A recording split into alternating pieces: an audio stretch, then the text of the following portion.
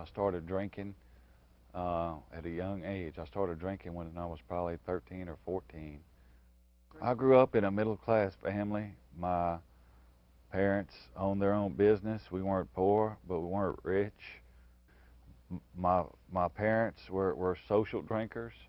My friends' parents were social drinkers, and so we would go to a crawfish boil or have a barbecue or whatever, and I would see all the, all parents drinking, and so we would drink, and so it just became commonplace. It was accepted, that as we moved into adolescence, that we would drink a beer here and there, and so a beer here and there turned into uh, getting drunk here and there, and that turned into getting drunk every weekend, and that turned into smoking a little pot. The first time I got drunk, we started talking about drugs, and I said I would never do drugs. Well, within a year, I was smoking pot. And when I started smoking pot, I said, well, I'll never do cocaine or any other kind of drugs. Well, then I did cocaine. And then, every time we cross a line, we throw another line further out. And I ended up crossing that one. I said I'd never shoot up any kind of drugs. I ended up doing that. I said I'd never steal to support my habit. I ended up doing that. I said I'd never put my kids, put my drug use above my kids or before my kids. I ended up doing that. And I crossed all kind of lines. About 1989 or 90, I got introduced to crack cocaine, and that was the beginning of a 14-year battle with cocaine for me.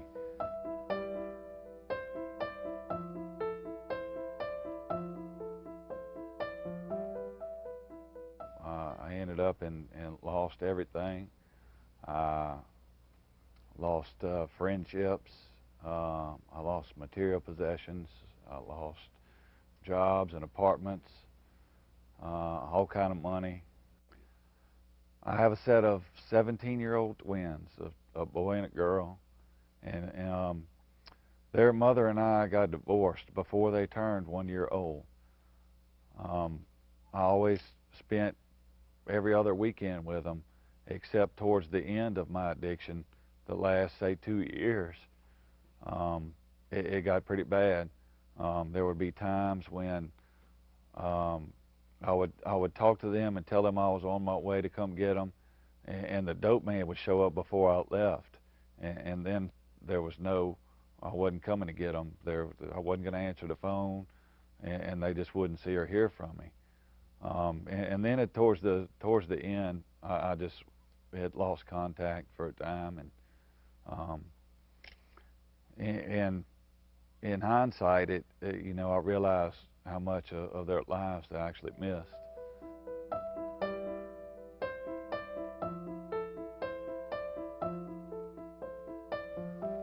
I tried all kind of stuff to get off of it. I went to the state detox.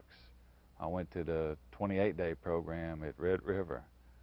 I went to AA and NA and CA classes. I went to the Tall Center at the Lady Lake Hospital. I went there 3 times. I went through the intensive outpatient treatment programs.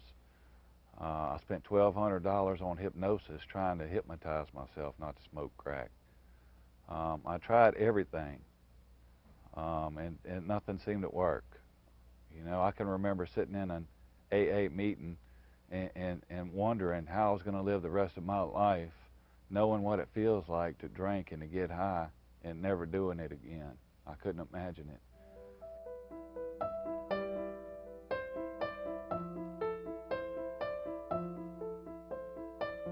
When I got here to Miracle Place Church and I talked to Pastor John Myers about joining, and and he told me that that there was a commitment involved, and what that commitment is a one-step program, which is selling out, making a choice to give your whole life and your heart to Jesus Christ. When I came into the Holloway House, I made a commitment. I made a conscious choice that I would do it God's way no matter what.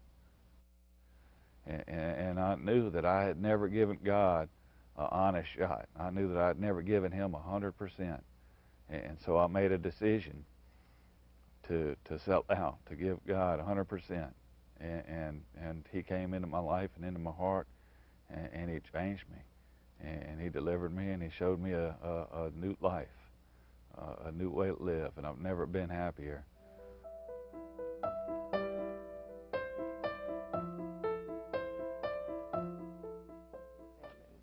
God was the difference here. I went through the state program, and it was about working the 12 steps and going to classes and